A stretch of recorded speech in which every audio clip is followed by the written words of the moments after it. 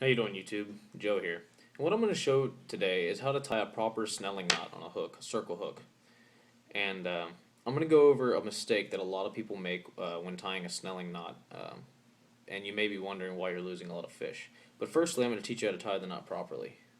The best way to tie this knot, don't ever come through the back. And I'm going to go over why that is later. Come through the front of the eye of the hook. Okay? Pull enough of a tag end that you have an ample amount of line to work with, but not so much that it's going to get in your way. What you want to do is, you see that loop? You want to pinch that loop with your finger. That way the main line, your tag end, and the hook are all smashed in the finger together. And what that'll do is it'll keep this line at an angle so that you can finish the rest of the knot. Now, what you're going to want to do is you're going to want to keep the loop in the line. You're going to want to wrap 1, 2, 3. Now, you noticed every time I did that, I would pinch it with my fingers down here. And the reason why you do that is, as you're wrapping, if you don't do that, you're going to bring this main line around and it's going to become a mess. So as you can see, I've got 3 pretty tight loops there. And what you want to do now is come around and pinch this with your finger and keep it all pretty tight together. You're going to have a loop back here, as you can see right there. Bring your tag end back through this loop. Once you've done that, the knot is secure enough that you can let go of the hook. And what you're going to see is somewhat of a mess, but what I recommend doing to protect the line is wet it with some saliva, and that'll keep you from marring the line as you cinch it up.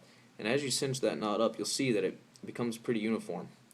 What you're going to want to do at this point, knowing that your line is wet and you don't have to worry about it, you want to grab this tag in with a pair of pliers and the main line with your hand. Now, with smaller lines, you don't want to do this so harshly because you risk snapping it or marring the line, tightening it too much. You just want to get it snug. But with the bigger line, you can afford to put a little more oomph behind it. So you're going to take that and you're going to pull, separate. And what that's going to do is going to really cinch that knot tight. You're not done yet. You want to grab your hook. If you got a big enough hook, here's an 8/0. Get your fingers in there. Grab the line without cutting yourself. You can wear gloves. I don't. And you want to grab that and you want to give it a good, hard, snug pull. Now, as you can see, that's a really clean Snell knot. Okay? Take your trusty clippers here and clip the tag end off, leaving just enough line there that if there is any slippage or any more tightening under a higher drag strength, that you don't have to worry about the knot slipping, which they usually don't anyway. Now that is a really clean, nice snelling knot, and it's very functional. I'm going to go over why earlier I said to come through the front of the guide, or the front of the eye of the hook, and not the back. And firstly, I'm going to show you a snelling knot that is tied from the back. And as you can see, if your bait's sitting in the water there, this hook's sitting there, everything looks like it's going to be in good working order. But think about the gap between the eye and here. If this line at this extreme angle starts to get pulled and a fish's mouth is on it, it can slide out. It's gonna want to ride backward. It's not gonna want to turn in, and you're gonna have a little bit of a gap issue, where it's going to cause the hook to want to ride back instead of forward where the hook points at. And you can miss your fish this way. And a good example of that is this. See how it slipped out? And it can catch, but there's a good chance that it won't, that it'll slip out like that. Now, I'm going to show you with the other hook that I tied properly. Same hook, okay, but I tied it a little bit differently. Fish's mouth, okay? Fish starts to pull. That hook is always going to come in to the corner of that mouth every single time. I don't care if I twist this line, do whatever I want, and start to pull. It's gonna come in, and it's gonna hook right there in the corner of that mouth.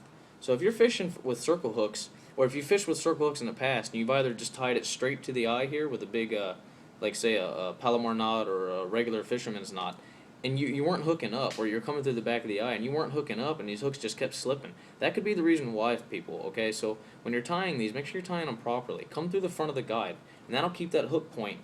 When that fish starts to pull, it's going to have to hit that point. You're going to get corner hooks in the mouth every single time, okay? So make sure when you're tying these, you're tying them through the front of the eye. I can't stress that enough. And another thing I'm going to say is when you do the loops, on thicker lines, you can go with less loops. You don't want to do too many loops, or when you tighten it up, you can cause too much pressure in the line because of how much pressure it's going to take to really cinch that knot. So I use three to four loops on the, say, 50 to 60 pound test as your leader line. But when you're doing this knot, which is on smaller hooks, smaller owner hooks, things like that, you can run a few more loops because there's not going to be so much tension there in the line. There's not so much diameter. So anyway, that's my way to tie a correct snelling knot on a circle hook. Hope you enjoyed it. And if you have any questions, please feel free to ask. Thank you.